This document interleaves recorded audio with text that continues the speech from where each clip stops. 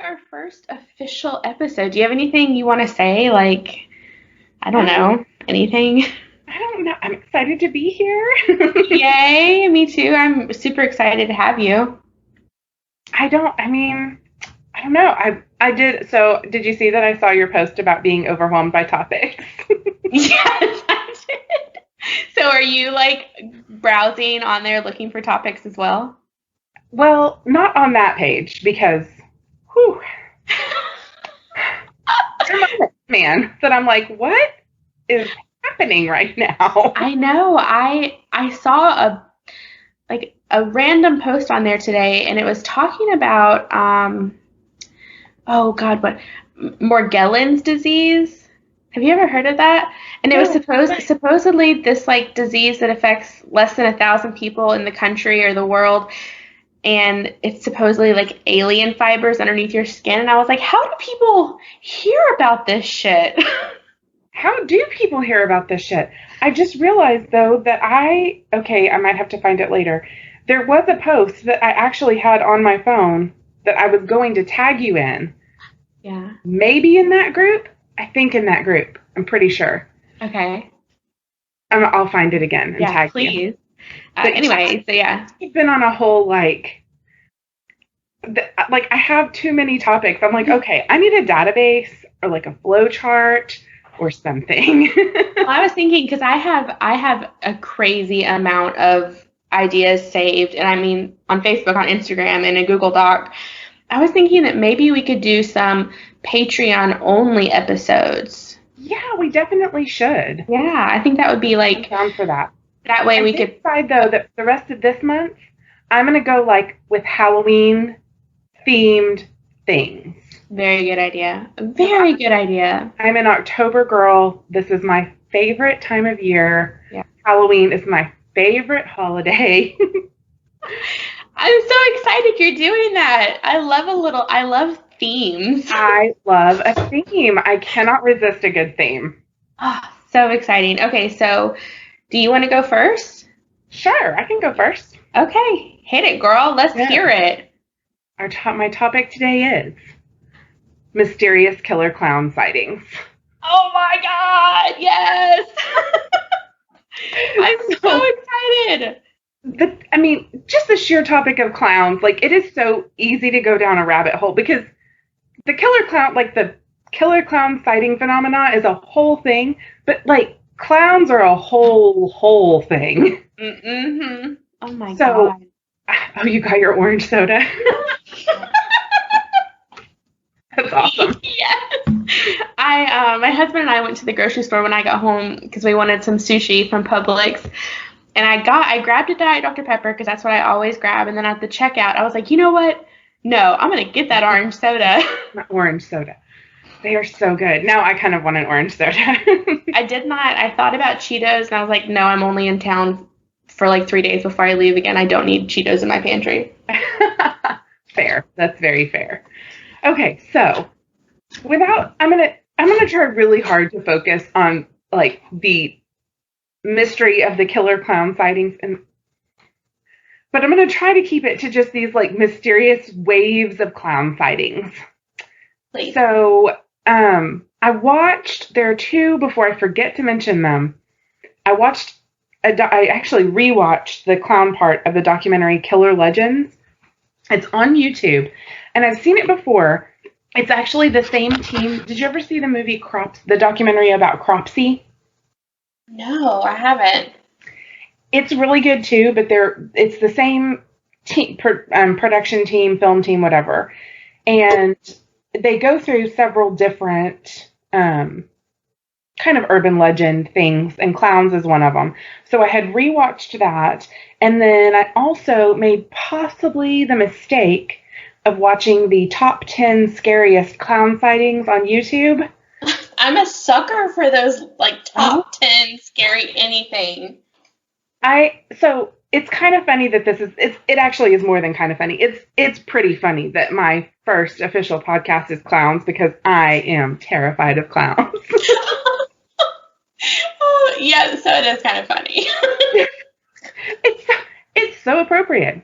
You're like, let me just torture myself. Let me just make myself miserable. But the clown sightings are always fascinating to me because a handful of them throughout the years, they've discovered who it was or figured out that they were promoting a movie, or one of them was like a photography project. But there are so many that not only did they ever find out who it was, they never even actually could confirm it. So you have all these sightings of clowns just like in mysterious places, being creepy, but in a lot of cases, the person who called it in is an adult, and the person who saw it was actually a child. So the adult didn't see it, but the kids say they're seeing it, so they're calling it in because, that's pretty creepy if somebody's dressed as a clown hanging out by the playground. Yeah. Hella creepy. Hella creepy. Hella creepy. So, there is also a book. I have not read this book. I just read a few quotes from it by the author is Benjamin Radford, and the book is Bad Clowns. But he says, and this is his quote, "It's a mistake to ask when clowns went bad because they were never really good." Oh, creepy. Right? So creepy. He goes on to... That's giving me chills. He goes on to say that he basically looks at clowns as members of the trickster archetype, going as far back as like religious mythologies worldwide, even including Satan in the Bible. Oh. And archetypes, by the way, that's a whole nother rabbit hole I could go down for days, and eventually I will definitely do that. But again, trying to stick to the clowns here. So there were incarnations of scary clowns kind of pre-mid-century in movies and just in media in general.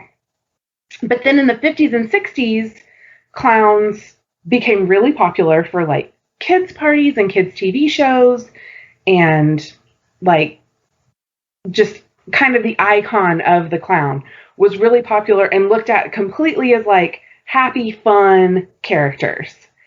But it didn't last very long, because by kind of the end of the 60s, the creepy clown thing was starting to be much more of a thing again. Mm-hmm. So keeping in mind that Poltergeist, which had a creepy clown in it, didn't come out till the mid-80s, and the movie version of it didn't come out until the early 90s. Okay. The first incarnation of creepy clown sightings that I could find was in California in 1967. And I don't know a whole lot about the early ones, but California in 1967, then Newark and Boston in the early 80s, Providence, Omaha, and Phoenix in the mid 80s, Washington, Maryland, and Scotland in the early 90s, Chicago and Galveston, Texas in 1992. Then all through the mid 90s, there were kind of a rash of clown sightings throughout South America, or Latin America, Mexico, South America, kind of spread all over there. And then I didn't find anything kind of between the mid 90s and the mid 2000s. But then in the summer, was it summer? I take that back. I don't know exactly when. In 2008, Chicago had this, again, Chicago comes up a lot. Yeah. Chicago had kind of this burst of clown sightings that's, those are the ones I didn't really know how early they started. Yeah. I remember the ones in 2008. And then I remember that it started happening, like 2016, there were just tons. 2008 was mostly Chicago, I think. I don't know that it really spread too much away from that area, mm-hmm. but it was kind of the iconic, it was described as like the iconic killer clown. So the Chicago one that happened in the early 90s, and then I think there was one in Chicago in the 80s also. And then it has this resurgence in 2008, and they actually call theirs killer clowns. Ooh. And they are reported to be driving around in unmarked white vans because fuck that. Right. Fuck that. And if that's not bad enough, they're like hanging out near playgrounds and in alleyways with balloons, allegedly trying to lure kids to them. Oh my God, what the fuck is wrong with people? Right? So, but this is the thing where it's being reported by kids all over the city. And again, I mean, this is 2008, so yeah, these kids have internet, but it's still, I mean, we're talking like elementary school kids. Yeah. So this is the one where nobody actually confirmed a sighting of a clown. I mean, beyond the fact that the kids were saying they're seeing them and being totally freaked out by it. Yeah. So the adults are calling the police, and the police are saying, what did you see? And the adults are like, well, the kids saw clowns. Creepy clowns doing creepy clown things. So wait, hold on. I have to ask real quick. Okay. So you said the first sighting was like, what'd you say, 1967? 1967 in California was the earliest one that is mentioned. They kind of go through a list in that documentary. Yeah. And that's the earliest one that was mentioned, and I couldn't find anything earlier than that. I just wonder if, do you remember, I'm sure you know because you're into true crime, John Wayne Gacy? Yes. Okay, so I wonder if, because he, even though I don't think he killed as a clown, he was a clown, and I just wonder if that kind of... So, 67 is pre-Gacy. Yeah. Because Gacy was killing in the 70s. I want to say between 72 and 79?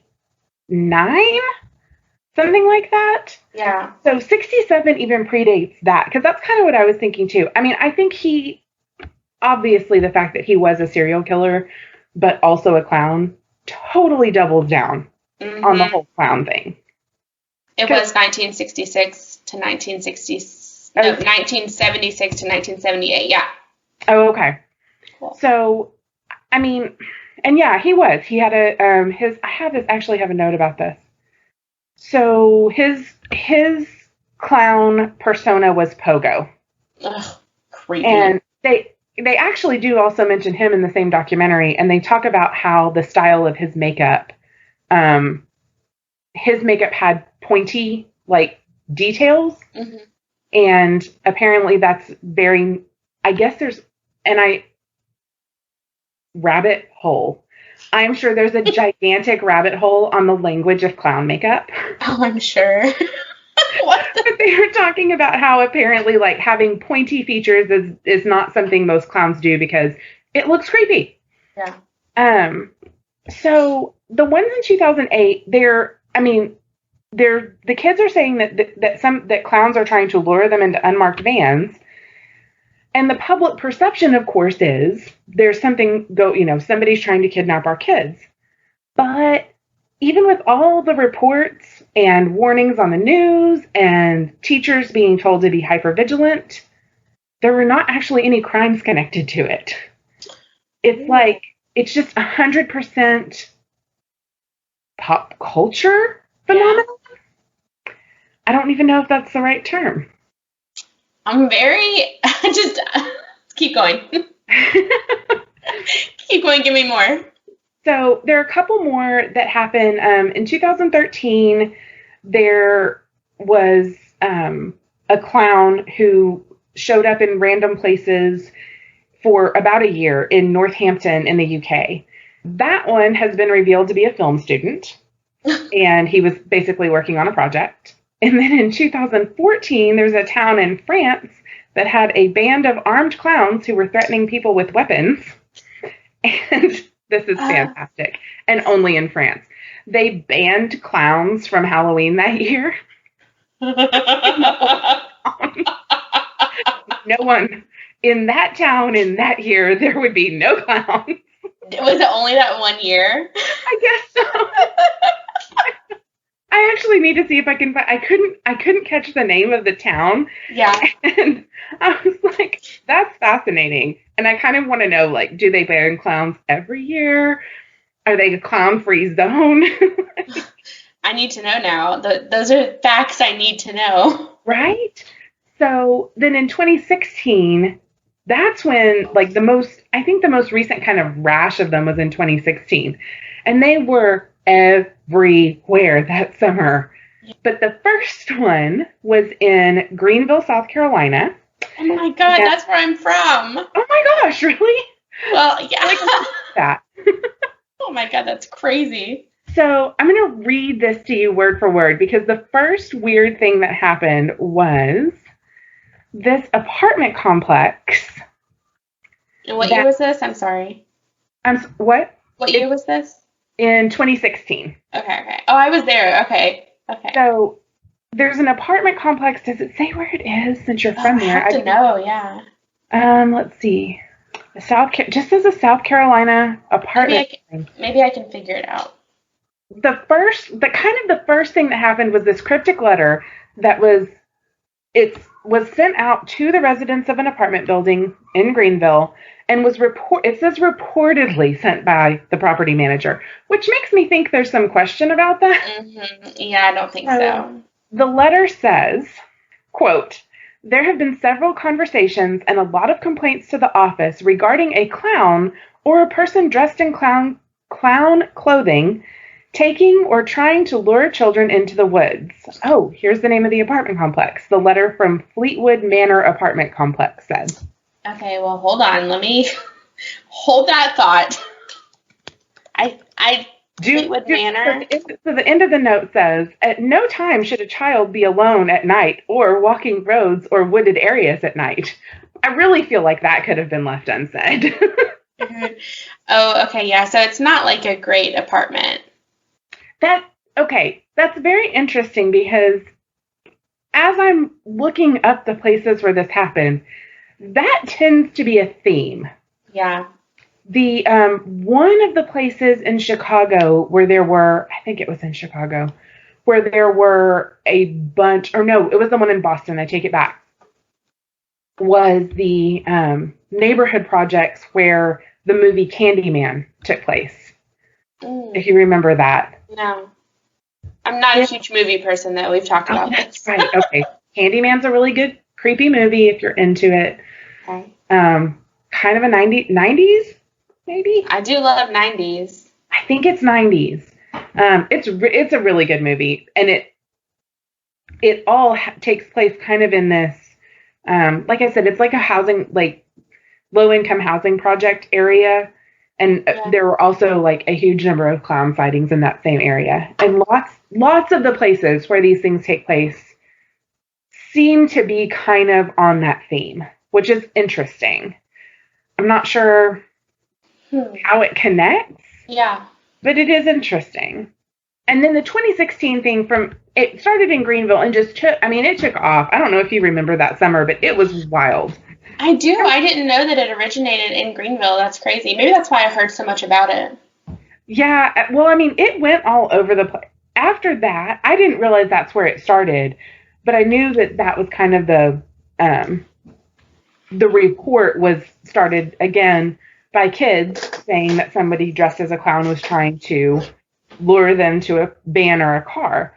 And then that one just went, it went all everywhere. And I think it kind of makes sense because by 2016, you could see something on the internet and be copycatting it within 15 minutes. Oh, for sure. Yeah. So that, the ones that happen like post-internet age, it's not as mysterious to me because one person does something and then, 20 people in 20 different places all over the country go, oh, hell yeah, it's on now. So, but it is really interesting to me how many places this has happened pre-internet age, especially when most of the people reporting it are kids. Mm-hmm. And kids' worlds were really small in the 80s. Yeah. I grew up in it was like 3 blocks. This is where the world exists right now. Yeah. You didn't talk to people unless you went to school with them. That's the people you knew.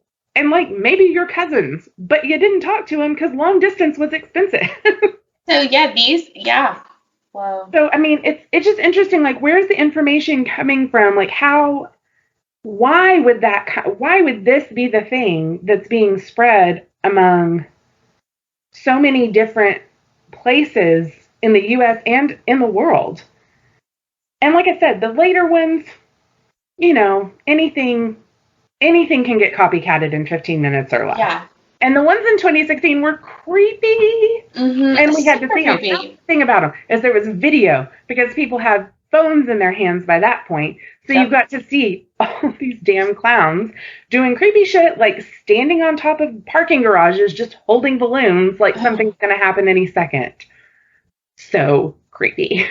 Super creepy. I can understand after It came out, like you said, didn't you say the first It came out in the 90s? Yeah, early 90s. But before that, I don't understand it. I don't understand. It's so strange. I kind of have a little spoiler. Look, people, if y'all have not seen or read It at this point, like, you're late. I'm sorry. So, spoiler alert, but you're late. I have not seen or read it, and I just don't want to, so spoil it.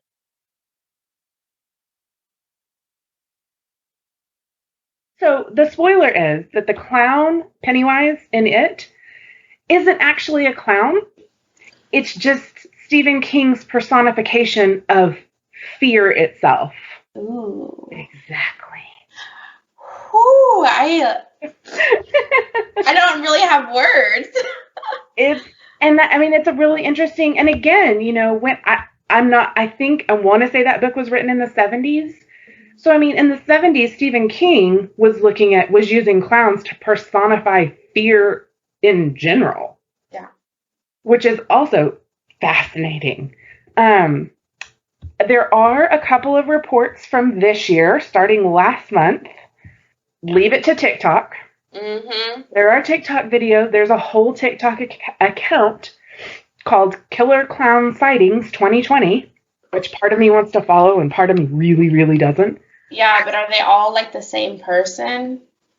See, and here's the problem with 2020, right? I mean, who knows? Like, somebody can film a TikTok and be like, oh my God, I'm driving down this deserted road and there's a clown. But it's like a 1-minute video, so... Yeah. Did your friend, like, jump out right before you started filming? And like, we just would never know. Your boyfriend, isn't it? You're just about to get him back in the car and go home, huh? Yeah. That's kind of, you know, I mean, and some of them, like, they're too good. Like, that's too creepy.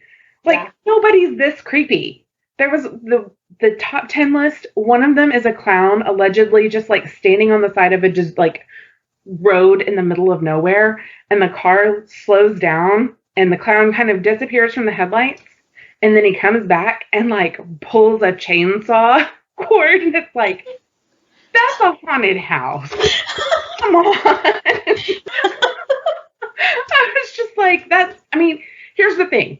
If the people filming that legit came up on a clown who just randomly, like, started, like, shaking a chainsaw at him, that's creepy as fuck. And that would have been, like, national news. Like, we would have known about that. It may have. There were so many creepy clowns in 2016. They all blended together. That's true. And I don't know when that one was. So, I don't know. Like I said, I haven't decided about following the creepy clown TikTok. Like, I don't want to accidentally end up on Clown Talk. Clown Talk. I really hope that's not a thing. No, it's a thing. There's an everything talk. You know, for like a week, I was on like really kinky, dark BDSM TikTok, and I was like, what did I possibly like to get here? How did I get here? See, and I don't want to accidentally end up on Clown Talk that way because, I feel you. Be horrified. Smart. So, like I said, I didn't go there, and I'm not sure. Like, ugh. But hey, guys, if y'all want to go follow Killer Clown Sightings 2020, or report back. We would love to know. We just don't want to see it. Someone go look for us. Someone go look, and then let us know because, yeah, it's pretty scary.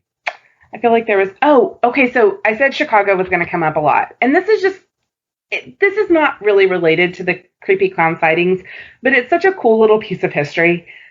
In Chicago, there is an entire section of a cemetery called Showman's Rest, and it is filled with clowns who were killed as the result of a train accident.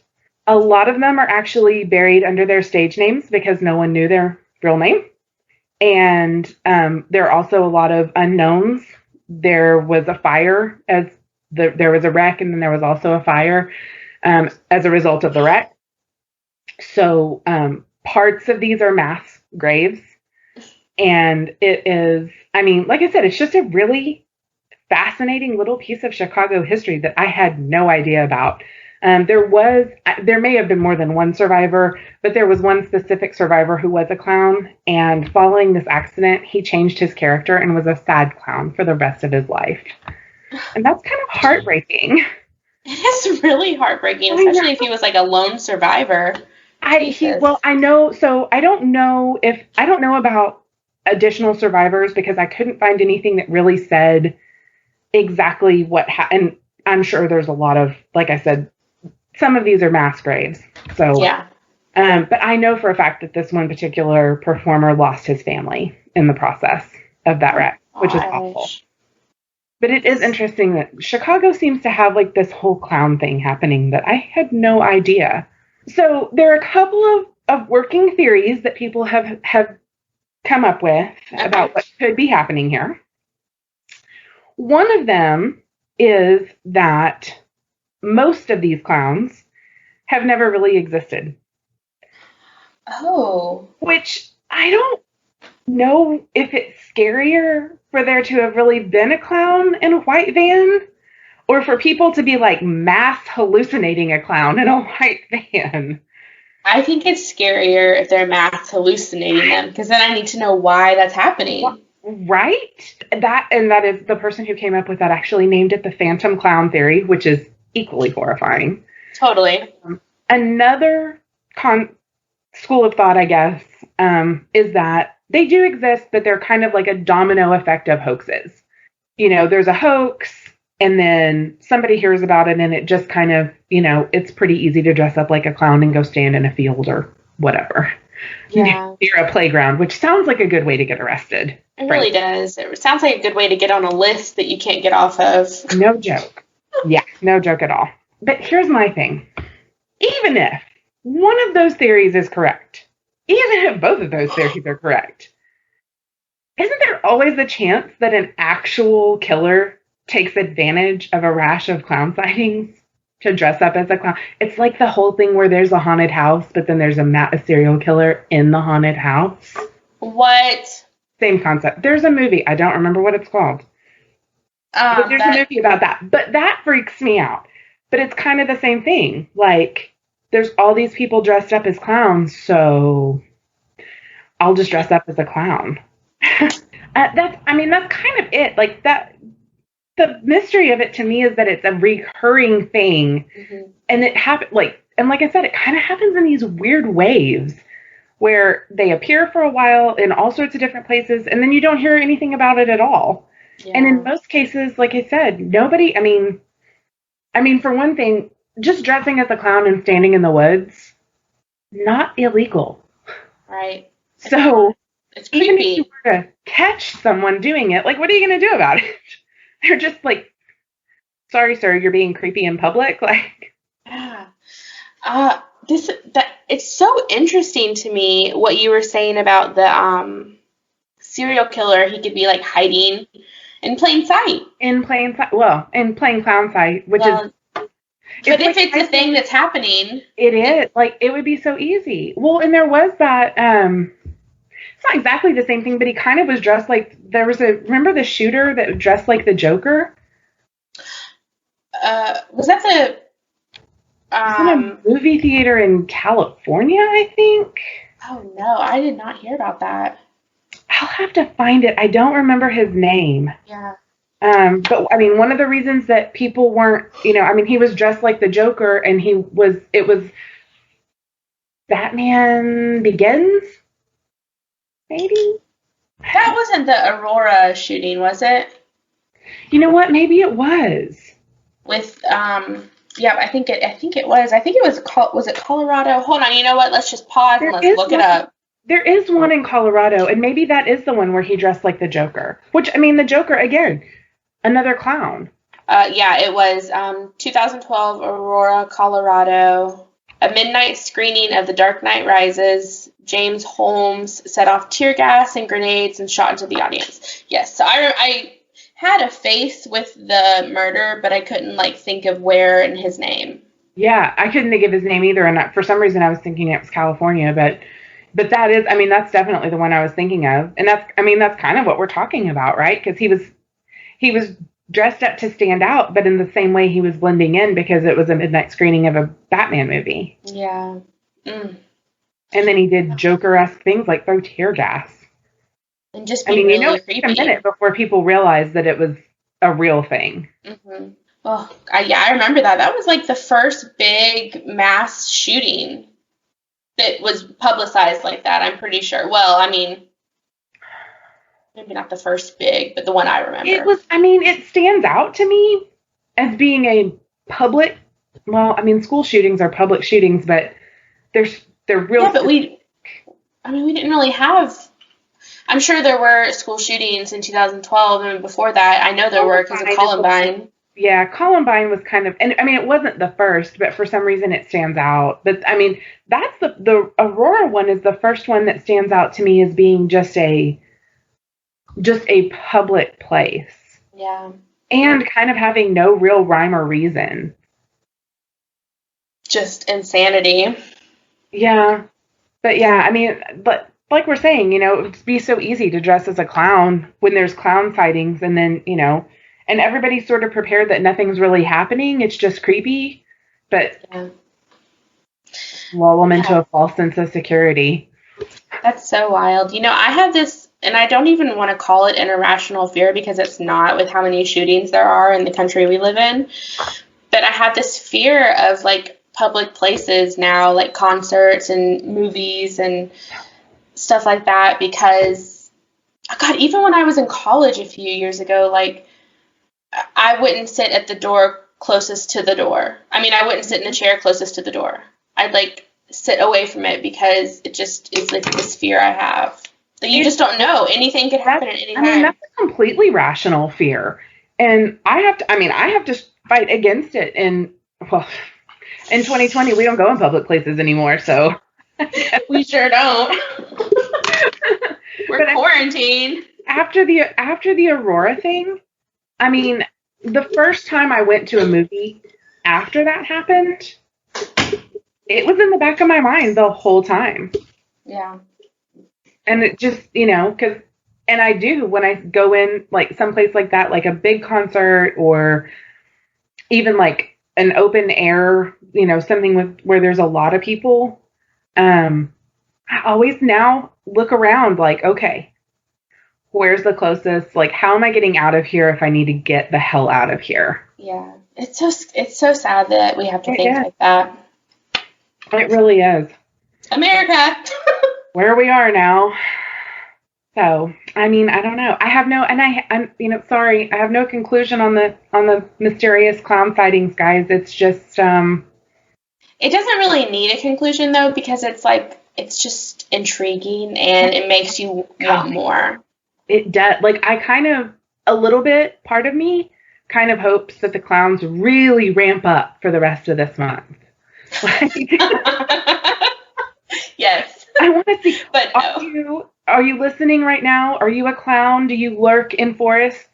Please, for us, put on your costume, get to the woods, do a little lurking.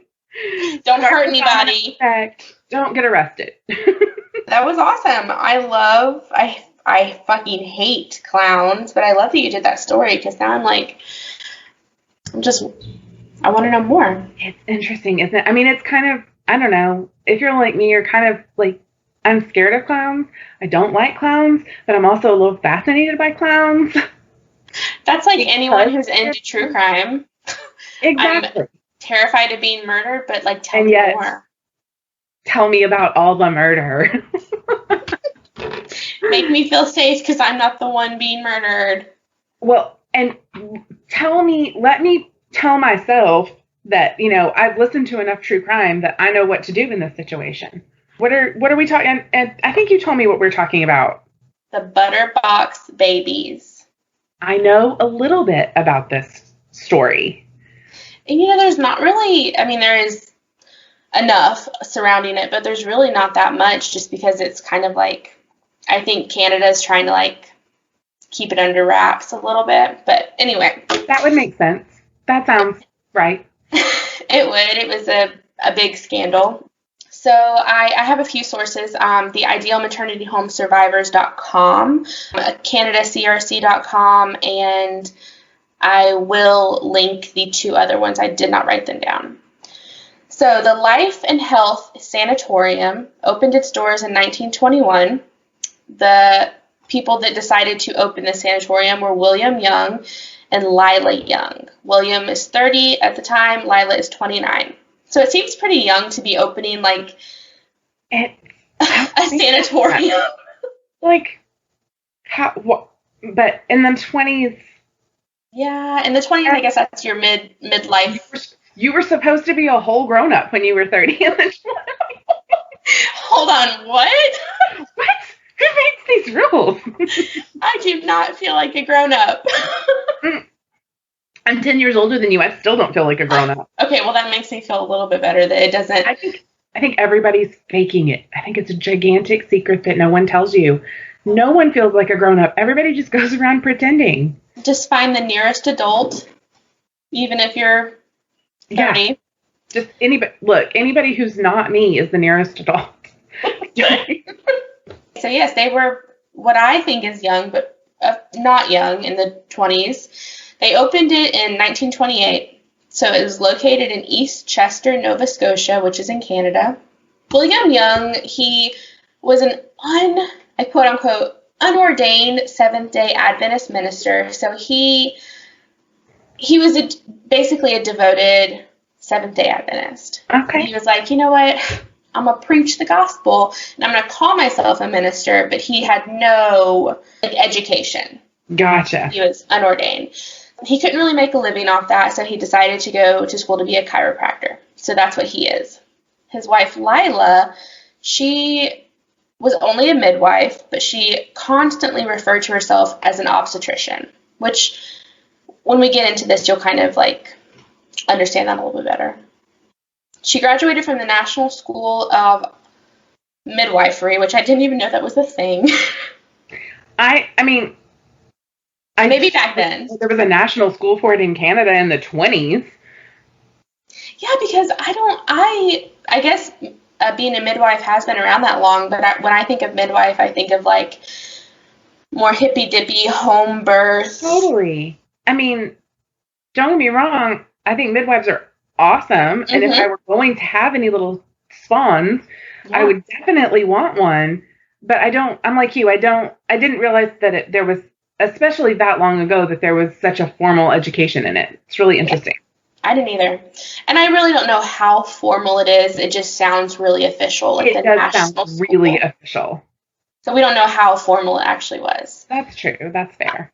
So Lila has the midwifery degree, I guess, and William has no other medical training other than being a chiropractic doctor, which I feel like I don't want to say they're not doctors because I've been to a chiropractor and they are like a miracle worker. But when it comes to having babies, probably not the doctor you have. No, I think no. Yeah, I think no. I mean, maybe post-birth I could see how that could be really helpful, but in the process of the whole thing, no. No. So they started off really small. They basically purchased this cottage, and it was a 4-bedroom facility.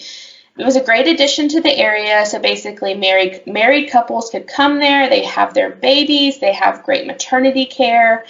Their slogan was, "Where the sick get well," which I don't understand how that goes along with having babies. I was just about to say, did they start as a birthing center? They did. That was what they started as. I mean, in their 4-bed cottage, that was what they did. They delivered babies. Interesting. Okay. Yeah. So they also discreetly cared for unwed mothers and their babies. Obviously, in the 20s, in this time period, being pregnant and unwed led a lot of women to be without their family. They were disowned, and they just wished to live out their pregnancy in secrecy, which I totally get. Yeah, absolutely. So the young mothers, if they could not pay their bill, they actually could work their debt off after they had their baby, and their baby could stay there with them. If they made $8, their wages were $8, and I'm assuming that's a week. It was nothing. That is, I mean, even for 1928. That's basically like indentured servitude. Yeah. But I think that the Youngs kind of put this pressure on them that, if you don't stay here and work your debt off and live here with your baby, we'll tell everyone your secret. Wow. Yeah. Yeah. They kind of held them hostage. Eventually, so they didn't start out, I'm sorry, they did. The Life and Health Sanatorium is what they started out as, but what they're known for today is the Ideal Maternity Home, which is such a weird name. That is kind of a weird name. They operated between 1928 and 1946. When the home was operational, they delivered up to 1,500 babies. That's like 15 years, right? I don't know, I can't do math. 1928 to 1946. It's actually like 18 years. Okay, still. That's a long time. Babies. Yeah. It seems like a lot. I mean, it seems like a lot of babies given you're doing it in a 4-bedroom cottage. Well, eventually they did upgrade, so I'll kind of get into that. It starts to get sketchy. Because of what they were doing for the community, taking these young couples in and giving them this awesome care after they had babies, they were given the name the Baby Barons of Eastchester. Who knew that needed to be a thing? Yeah. So eventually they started with the 4-bedroom cabin or cottage, and eventually they moved up to 54 beds because prominent citizens and local politicians were backing them, giving them money, donations, saying, hey, keep bringing people to this area and keep doing amazing things, even though what they were doing was far from amazing. Yeah, I feel like we're about to go over the edge of the sketchiness. Yeah. Okay, let's talk about what the mothers were charged to have their babies there. So mothers were charged up to $500 for maternity care, which roughly translates to $6,500 today. I have not had a baby. I do not know what it costs. I know it's a lot. I think it's more expensive to have a baby in America in 2020 than they were charging. Yeah. So the money that they paid covered room and board, delivery of the baby, adoption services if necessary. There was an additional $12 charge if the parents or mothers needed baby clothes, linens, and toiletries. And I did not know that those specific things had a name, and it's called layette. I had no idea that had a name. I had no idea either, because when I was reading the article, I saw it called layette, and I was like, that seems like one item. That seems crazy. So I looked up the definition, and it's literally baby clothes, linens, and toiletries for a newborn. I've never heard this word before in my life. Me either, but I love it. I'm really going to try to find a way to use it in conversation. Oh my gosh, when you are invited to a baby shower, just be like, what kind of layette are you looking for this newborn? I'm definitely going to find a way to use that someday. And I'm going to be like, yes, God, it's in there. We're going to get to the kind of unfortunate part of it. Like you said, it's slowly going downhill. Yeah. It's the 1920s. Things are not great. Antibiotics are not what they should be, so babies are dying. And there's also not a real doctor on staff. I was going to say, and there's a midwife and a chiropractor who's handling this, so, things are bound to get a little out of hand. Right, and the other people that work there are moms who have had babies there. No one's certified, no one trained, very sketchy. So babies did die, and the Youngs charged a $20 burial fee, which doesn't seem ridiculous, but $15 of that went to the Youngs themselves for being present at the time of the burial. What the fuck? I mean, can I pay you $5 and we skip that part? Exactly. But I guess they were just like, well, you'll need someone there. They have these a lot of them anyway, they have these poor women trapped there. Like, what are they going to do? Yeah, exactly. I feel for them. And then the rest of the $5 went to the butter box that the babies were buried in. And a butter box is like a a grocery crate that butter used to come in. So the home, even though they did these deliveries for legitimate couples and husbands and wives that would come in, they were most known for their adoptions from U.S. citizens, and we're talking about the Youngs are in Canada. At the time, adoptions in the U.S. were not permitted across religious lines, which I did not know. I don't know that I knew that, but I'm not. I want to be surprised, but I'm not surprised. Yeah, so because you couldn't cross religious lines, there were a shortage of available newborns. Many Americans traveled to Nova Scotia to adopt from the IMH, that's what I'm just going to call it now, the Ideal Maternity Home. From what I gathered in the research, because I did a little bit more research about the adoptions themselves in that time period, Jewish babies had the longest waits, because I guess a lot of Jewish couples were looking to adopt, and because you couldn't cross those religious lines, right, Jewish babies just were not up for adoption, so there was a long wait period. Ugh, my mouth is so dry. All I have right here next to me is Yum Yum sauce, which I don't even know if I have it in my bedroom. So random. Okay, so these couples that were on the wait list for adoptions in America traveled to Canada. Most of them came from New York and New Jersey. They were able to cross religious lines and get the baby they desired because the Youngs and Canada themselves really had no regulations when it came to adoptions. And I think that's why they were able to have so much success, because in the very beginning of their home, that they're calling it, there were no regulations in the country for adoptions or births or anything. Well, I mean, I guess that would make sense given that they're, delivering babies with no credentials whatsoever. Well, with limited credentials at any rate. Very, very, very limited. Okay, so according to Karen Balcom, she's a doctoral candidate at the History Department of Rutgers University. She's specifically studying the baby selling trade between the United States and Canada, which seems like such a specific thing to study. I was just about to say, I don't think I realized that there was enough of that to study it exclusively. But she is.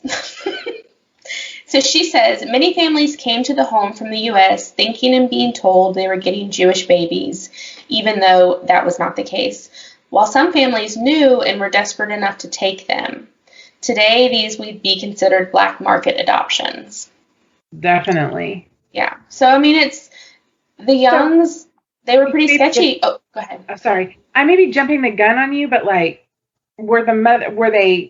these all legitimate adoptions? I mean, aside from the fact, or were they stealing babies from moms who didn't want to put their babies up for adoption? They were stealing babies. Of course they were stealing babies. Mm-hmm. They're not the greatest people.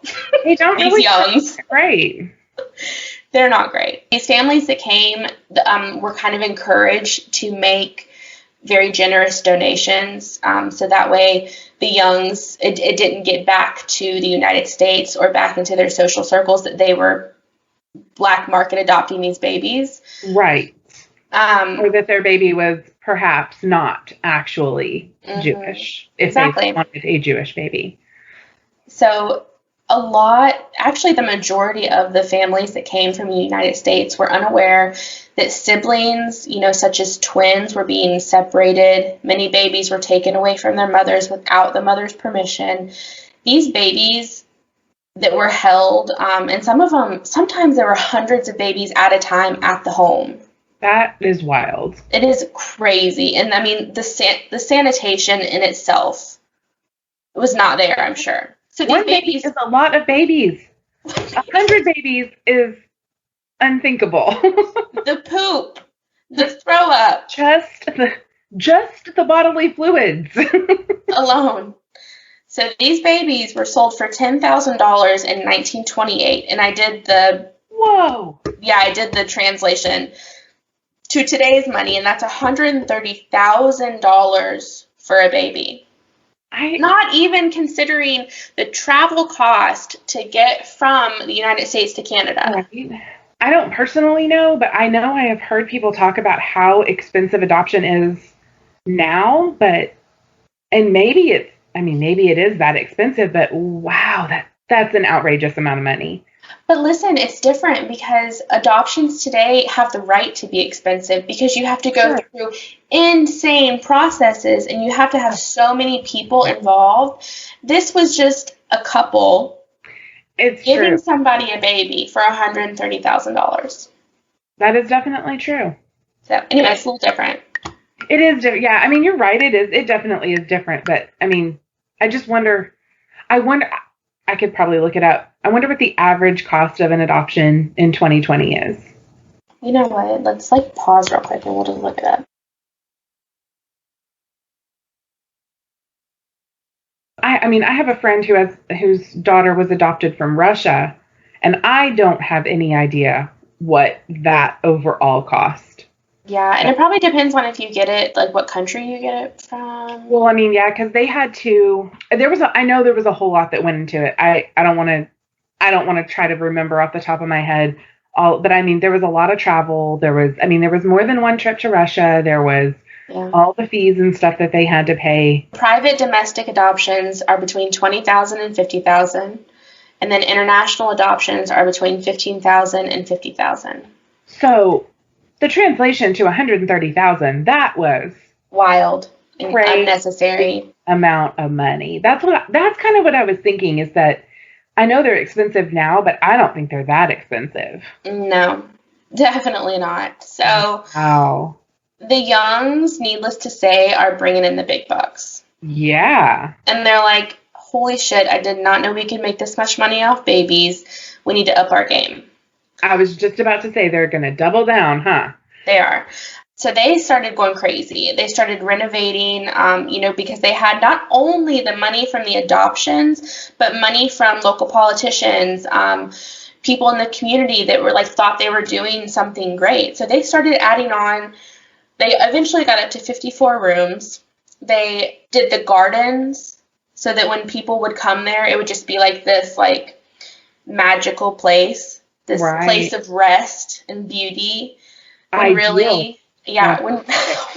yes, ideal. When really behind the scenes, these fuckers are stealing babies. Yeah.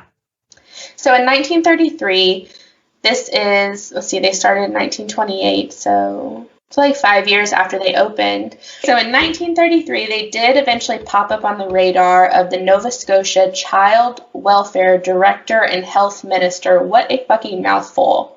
That is his business cards must be index cards. There has to be a shortened version of that somewhere. We're just going to call him off the initials of the whole thing. We're just going to call him the Child Welfare Director. Perfect. He was starting to slowly gather evidence against them. He did force them to hire a registered nurse, and this was their first nurse that they had on record in the 6 years that they had been in operation. Wow. No nurses, nothing, just a chiropractor, a midwife. You're doing what? Right. But again, at this time, they really had no super strict regulations. He just realized, wow, this is sketchy. Let me start gathering evidence. Wow. Yeah. So even with the health minister sniffing around, the Youngs were still running an extremely lucrative business. Like I said, they did all that decorating at the actual home itself, but they were able to fully pay off their mortgage for the home while building their own 3-story personal home that had 9 bedrooms. And 9 bedrooms at the time is basically like a mansion. 9 bedrooms now? True. True. I mean, that's a lot. That's a big house. And this was all, like I said, they were still doing legitimate births with married couples, but this wealth was coming from the sale of babies, for sure. So 1936, their reputation takes a big dip when they're arraigned on 2 counts of manslaughter. There's not a lot on this specific story, but I did get that the woman's name, they came into the home, her name was Eva Nieforth. I believe that's her last name.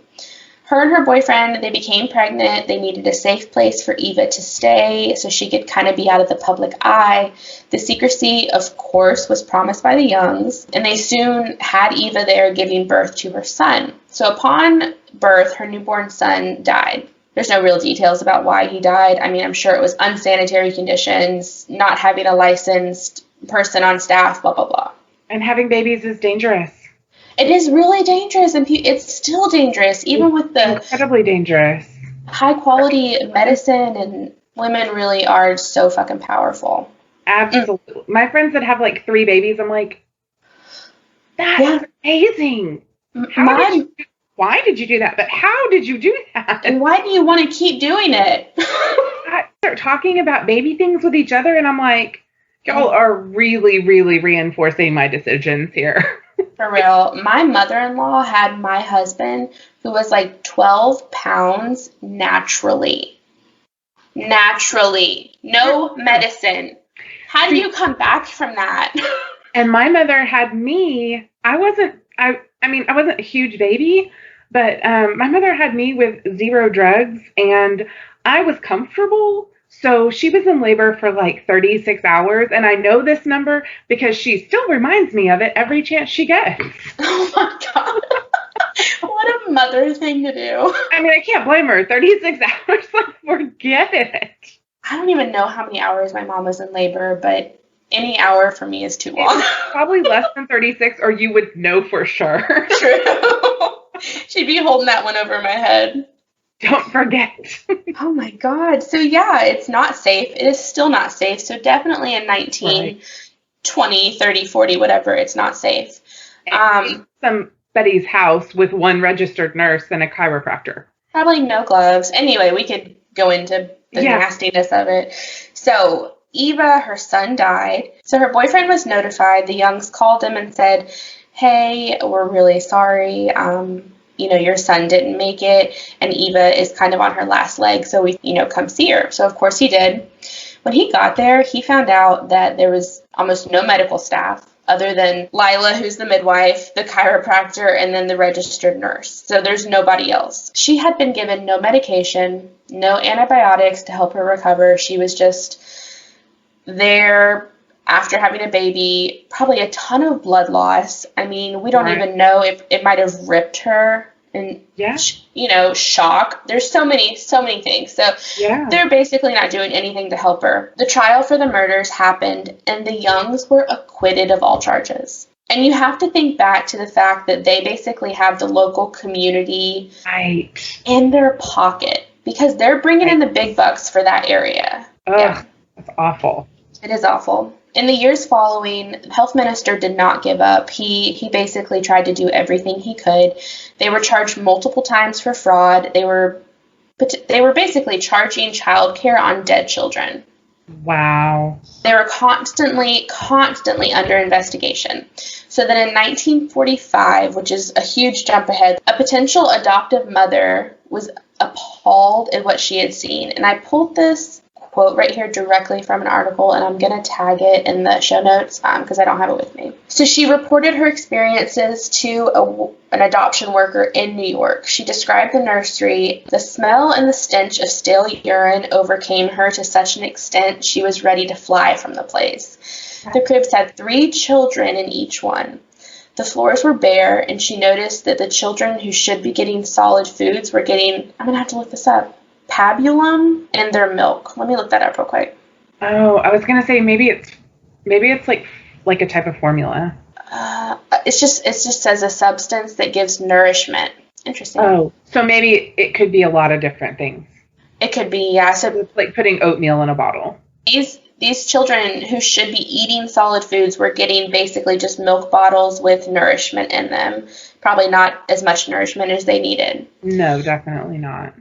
No child was getting personal care. They all looked malnourished, pale. They were completely soiled, which people had to have seen this in the community. You can't tell me that people were making donations to this place. How does one adoptive mother see all of this? And, I mean, if she saw all of that, you can't tell me that not one of them had seen it before. Right, or other adoptive. The only thing I can think of is that when people came to adopt their baby, they just said, well, at least we're saving this baby. That's exactly what I was thinking. Maybe they were afraid that they would lose their baby if they said anything. I mean, I'm sure that's probably what they were told. If you say something, you're going to lose your baby too. So fucked up. So fucked up. So up until 1943, there were absolutely no regulations on adoptions in Canada or the United States. I kind of touched on this earlier. By this point in time, in 1943, leaders from the two countries, America and the United States,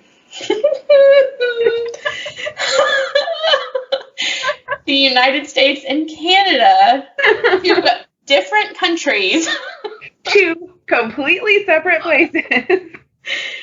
They did come together and they collectively put together recommended procedures for the adoption process. It still wasn't anything as specific as it is today. They basically were saying investigation, matching, supervision, and regulation over the whole process is what needs to happen. It needs to take longer than it is taking. It needs to take anywhere from 6 months to 2 years so that people can really get to know not only who is adopting the baby, but where the baby's coming from, which makes absolute sense. Yeah. The Youngs, they completely disregarded any of these procedures, Yeah, sure. and most of the time, the actual adoption process for them took 24 hours or 2 weeks if the families were traveling to another country. Wow. Which is a huge fucking difference. So you could basically just show up and be like, hey, I'm going to take one of those. Maybe sign a paper. I don't even know what you would sign because you would want it to stay off the books or whatever. Yeah, I was thinking about that as you were talking about it. It's like, what were they even, like, was there even a paper trail for it? Yeah. I think to an extent there is, and I'm going to kind of get into that a little bit later. So in 1940, the Maternity Boarding Houses Act was amended. This legislation required institutions receiving payment for taking care of children under the age of 3. They needed to have a license. So what you would consider like a daycare license today almost. So the 3 years after the legislation was put into place, the Youngs somehow were granted licenses, which makes me think they were putting money in somebody's pocket. Yep. The officials in charge of issuing the license, they didn't necessarily believe the Youngs' home deserved to be a licensed facility, but they felt they couldn't decline it, especially with all the support from like politicians and people in power. They were like puppets. They had to do what they were told. God, so they were super powerful in the area, and they had a lot of people in their pockets. So the following years, up until the closure of the home, which they say is 1946, but I think it went on a little bit longer than that, just under radar, there were a ton of news articles written about them. Like, their shit started to hit the fan. Yeah. Well, eventually that's got to catch up, right? Yeah, like press is becoming more of a thing. People are talking. And plus, once you get that big and that well known, people are going to start to talk about you. Absolutely. I was going to say power. I mean, being powerful works in one way, but on the other hand, it kind of starts working against you at some point. Mm-hmm. Exactly. And these articles that the newspapers were writing, they talked of neglect to not only the mothers, but the babies.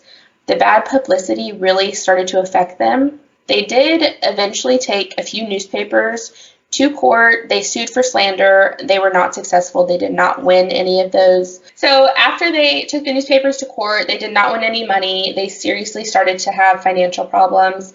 They filed for bankruptcy, and this all happened like fairly quick. Like they It usually does. Yeah. In these cases. So shit just started to hit the fan for them, like I said. So they filed for bankruptcy. They fled Eastchester, and they'd been in Eastchester for 30 years.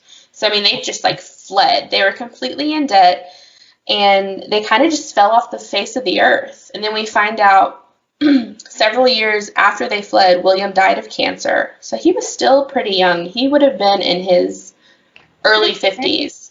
Yeah, I was going to say, we're talking about... Yeah. So karma. Yeah. So he died of cancer. Lila, she ended up returning to Nova Scotia, where she was from. I forgot to mention, she was a teacher before she went to midwifery school. So she was a teacher. And so can you see my cat? Your cat has been back there doing tail things for the whole time. Right here? No, all around, all around behind you.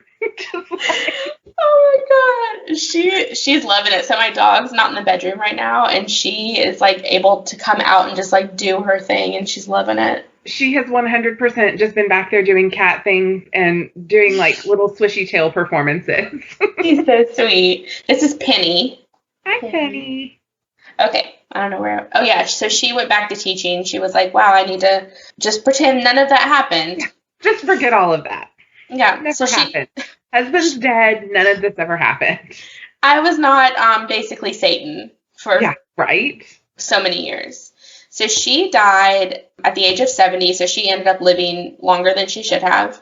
She died of leukemia, which I think is funny that he had cancer and she had leukemia, and it's just like screams karma to me. Yeah, no joke. What's really ironic is that both William and Lila ended up being buried extremely close to where all the Butterbox babies were buried. I just feel like that's ironic. Like they're It is really ironic. yeah, So and they didn't have any children then. they had 5 children. Oh. Yeah, I felt like that wasn't the children are never mentioned other than saying they have 5 children.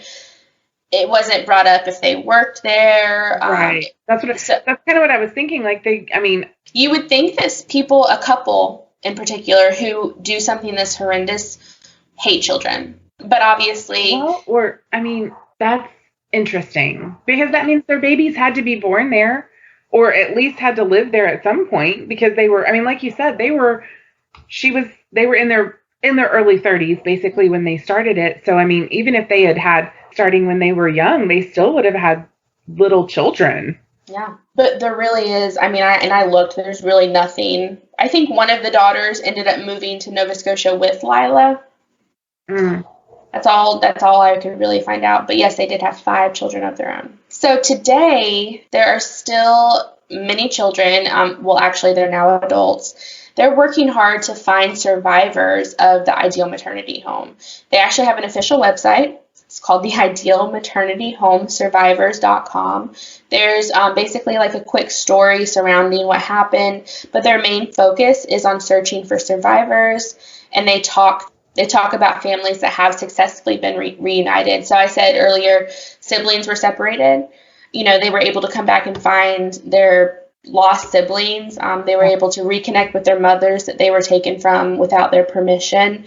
It's really cool that they still have reunions every year. Like these. Oh, I love that. I know. Well, most of them are bright spot in this story. Yeah, it is. Most of them are fairly like old. I think the reunions were more like a poppin' thing in the like 90s and 80s because most of them are like at least in their 70s. 70s, yeah. Yeah. But yeah, it's really cool to go through the website and look and see these people that were reunited or found their birth mothers. That's so cool. It is. It's horrible to think about all the babies that were buried. Yeah. We will probably never know. So that is the real. Do they know how many? No. Yeah, it just set up to. That's just horrible. It is. Yeah. I'm sure they could dig it all up, but I think that they just. Yeah, I wouldn't. That's a bad omen. Yeah. Well, and it would be hard to even know who they belong to unless they have family. This is where GEDmatch and that kind of thing comes into play. Yeah. Is, if people have their DNA accessible to GEDmatch, that's probably something that they could utilize to look for family members. That's true. The Ideal Maternity Home, it is still, I'm not going to say operational because it's not a maternity home anymore. It is now a hotel, which I would not stay there, and they really have shitty reviews. They have they're rated a 3, which is just not great. Spent one night was haunted by a dead baby, not recommended. Yeah. Oh, wait, what? Did you say you were haunted by a dead baby? Like, so casually? That's the review. We spent the night at the Ideal Maternity Home. Not a good experience. Dead babies were haunting us. Not cool. I think that the majority Taylor's of gonna their. hate me for saying dead babies. I already know. Oh Gonna god, yeah. hear I'm gonna about have to put like a trigger warning at the beginning of this. Oh well. baby. Worth I it. should have said ghost. Is that better? Ghost baby? Is ghost baby better? Having a hotel. Look, having a hotel in a place where that many babies died is in way poorer taste. Joke about ghost baby reviews. Super, super poor. I think a lot of their clientele are people coming there to I think they're coming there to see baby ghosts. Curiosity tourism. Yeah, Sure. I think that's a lot of what it is. That's a big thing. It totally is. I mean, I want to go to haunted places I want to go to haunted places and like the Stanley Hotel. Oh my gosh, it is definitely on my list. Oh, And yeah. the hotel, I don't know if they still own it. The Ghost Hunters guys owned a hotel for a while. Oh, I've never watched that. Also, the Ghost Sally Hunters House. from like season 1 Ghost Hunters cannot get enough. Whoa. Now they're like there's 2 different shows. They're not all in the same thing anymore. It's way less fun, but like early Ghost Hunters was awesome. Is that the one with Zach Baggins? No, that's Ghost Adventures. Okay, maybe I have seen. Ghost Hunters kind of started that whole paranormal reality TV thing. The 2 main guys when they started were Grant and Jason. Okay. And they have been to Stanley Hotel. If you like Stanley and you haven't seen that episode, I'll try to find it and send it to you. Yeah, do send that to me. I would love to just watch all of that. They have a really cool and I mean paranormal shows. You have to you either buy in or you don't buy in. Yeah. I kind of buy into theirs. I don't feel like they're like doing stuff just to be theatrical. Yeah. Like Zach Bagans. Is it Bagans or Baggins? Whatever. I know this. It's Bagans. How do you know it? I don't remember now. Whatever. It's just one of those random bits of information that I picked up along the way, and now I'm like, now I know. Now you're like the expert in how to say his last name. Because of course, because it can't be how it looks, because it's him. Yeah, of course. People are like obsessed with him, and I just don't understand it. Whatever. We're getting so off topic, but I just don't understand. We're so off the wall. But we're definitely. I mean, making a place like that into a hotel is definitely a curiosity tourism or morbid tourism kind of thing to do. Oh, for sure. And it's not even it's not even that nice. You'll have to look it up. Yeah, I definitely am.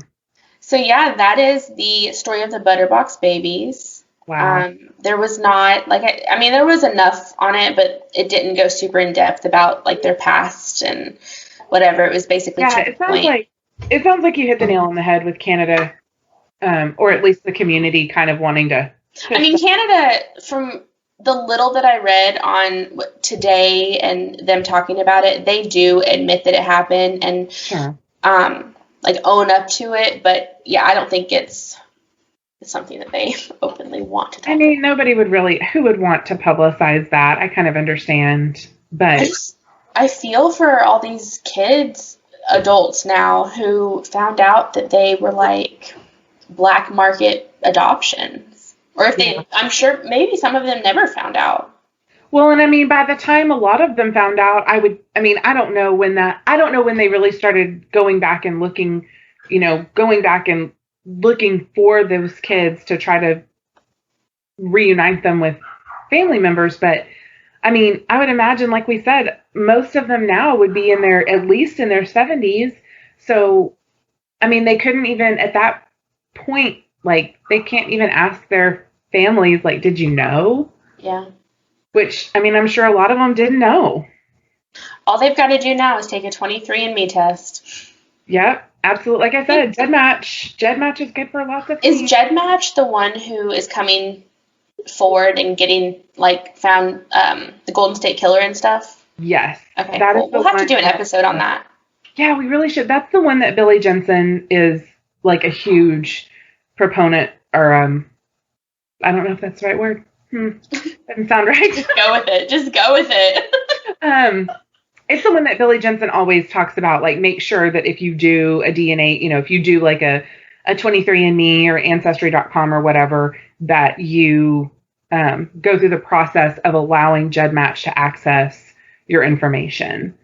And that was part of Golden State Killer being caught. I wonder so I took my Ancestry DNA like 3 years ago. I wonder if I can go back. Yeah, you can. And like do that. I think it's because you don't have to actually send it to them, if I remember right. Mm-hmm. You just go to GEDmatch and you basically grant them permission. There's a process you go through, okay, so that they have permission to access your DNA profile from whatever format you did.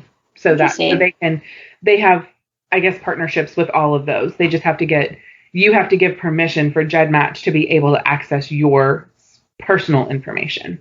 So interesting. So have you done that? Have you gotten your DNA? I did mine through mine was 23andMe also. Oh, do you remember what it was? If they had written it in plain English, it would have said, "You white." Mine was like, "You white as hell, bitch." White. You cannot be more white than you are. That's exactly what mine said. It was exactly, we did, so I'm an only child, and my parents and I all three of us did it at the same time, because that was the way that my dad was so super skeptical of the whole thing. My dad was too. Wait, how old is your dad? 74? Okay, well, they're different ages, yeah. But my dad was super skeptical of it also. He's like, I don't want the government having my DNA. My dad was a little bit like that, but then I think his whole thing was like, are they really even doing anything, or are they just sending you some random thing? Yeah. So my thing was, look, if all three of us do it, then what mine should show is that I'm 50% you and 50% you. But men and women's are totally different. Like my aunt and my dad came back so different. That is really interesting, because they get to test it one extra way that I can't do. Mine, it definitely said exactly what I expected it to say. I mean, we know my dad's heritage. We know that his dad, my paternal grandfather's family was Swedish. My paternal grandmother's family was Sicilian. Oh. So we know for sure what his should say. And it did. I mean, his basically said exactly, because, I mean, you've seen their results. It shows more than just ancestors, because it's looking at DNA. Yeah. But I mean, it definitely showed those parts of the world. And my mom's was we didn't know quite as much about hers, but I mean, my mom's family name is Dempsey. Yeah. So we knew we were Irish. The only thing that kind of surprised me was that there was as much British origin as Irish origin. Oh, that's how mine was too. It was pretty Which close. Kind of makes sense. When I started thinking about it, I'm like, I mean, this is this area, because you're looking at DNA, you're not looking at like a family tree. You're looking at, where did all of it come from originally? So yeah. But I mean, mine's like, well, you're exactly 50% this person and exactly 50% this person. That is awesome. And you're extremely white. so white. I really was, but my fingers were really crossed for some like total curveball in there. Oh, wow. Even if it was just like even if it was like 5% something just totally off the wall, no such luck. Nothing. Mine was kind of a curveball. I mean, mine came out like yours. It was like Wales and Ireland, but then a big portion of it was Sweden, and I was like, what the fuck? I was not expecting that. That's interesting. Yeah, mine was like, it's like mostly, it's like, I can't forget how they split it up, but it was like weird. Like Northern European and some Italian, and just you're as white as you can possibly be, ma'am. I showed it to my husband, and he was like, I don't know what you were expecting. You're like the whitest person ever. So I did get something really cool out of it, though. So my dad's father left when he was very young, like very young. I think he was like 4 or 5 and just like left the family. And my dad maybe saw him once in his entire life, and he died of heart failure, blah, blah, blah. So he was actually adopted. My dad's father was adopted. So that's a whole side of the family that we never knew because my dad had no relationship with his father. Right. I didn't know their last name, but that's my dad's like blood family. Right. Yeah. So there's, is that right? I don't know if it's by blood, but anyway, I only know this because when I built the Ancestry profile to do the DNA test, I did the DNA test, and like a week later, someone messaged me on there, and I was like, what the fuck?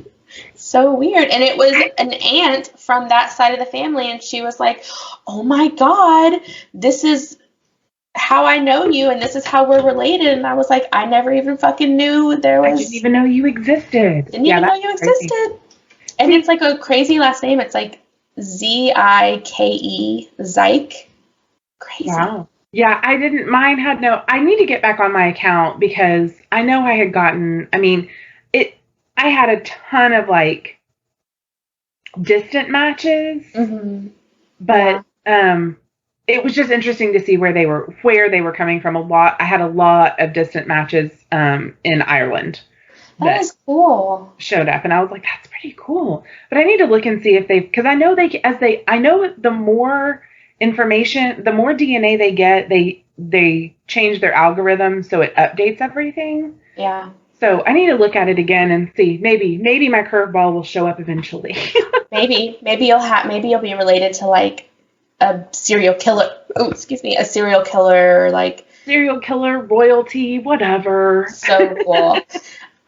Yeah, definitely check back. I'm going to keep checking back too, because I think, like you said, as more people do it, it starts to, to show more. Yeah, it is interesting. And I would really like to see more from the Italian, because there's we're not 100% sure whether my grandmother was born in the U.S. or born in Sicily. Yeah. My dad was pretty sure she was born in Sicily, and then there were some things that made him, I think he more or less confirmed that she was born here, which is what he initially thought. But then there were some things that, as he was kind of researching, that made him question it. And of course, being who we are, we've always just joked that they were running from the mafia. That's why there's some weird. And you never know, that might be the case. It might be. I mean, there's no way really to know for sure. But it is interesting, and spellings of names and stuff like that when he was doing ancestry research. When immigrants come to this country, the spellings get changed so often. Oh my God, that's crazy. My grandmother's maiden name was Parsaliti, and it's spelled like 4 different ways or something. Oh my God. I do not have anything that in depth, but my mother's maiden name is Burke, Burke, and usually it's Burk. And I think the E was added when they came to the United States. Anyway, that's super interesting. That was way off topic, but you should all go do 23andMe or Ancestry so that you can help find a serial killer. A serial killer, or find some orphan baby to find their biological family. Exactly. That's so interesting. I love that they're doing that, though, and I love that they're still doing it. Yeah, it is really cool. They won't be able to do it for long because eventually everybody will be gone. But yeah, the legacy will live on, and I think it's good that this whole horrible incident is ending on a positive note. Absolutely. That is the Butterbox Babies. This was so fun. I feel like we vibed so well, and that's one thing I wanted to talk to you about. Like, I got a ton of feedback about really all the episodes, but your feedback stuck out with me the most because they were saying, oh my God, you guys vibe so well, but also I felt that. Awesome. Me too. I mean, we just that's why when you said you want to do video, I'm like, yeah, it's more like we're just sitting here chatting. It is. It's really fun, and I think it's going to help us get to know each other a little bit better. Definitely. Okay, so we used to do an outro where we plug our social media. Do you want to do that, or do you want me to? Go for it. Okay. Make sure to follow us on all of our social media. We are at Wild and Woke Pod on Instagram. I will link our link tree because it's too much to say. And that's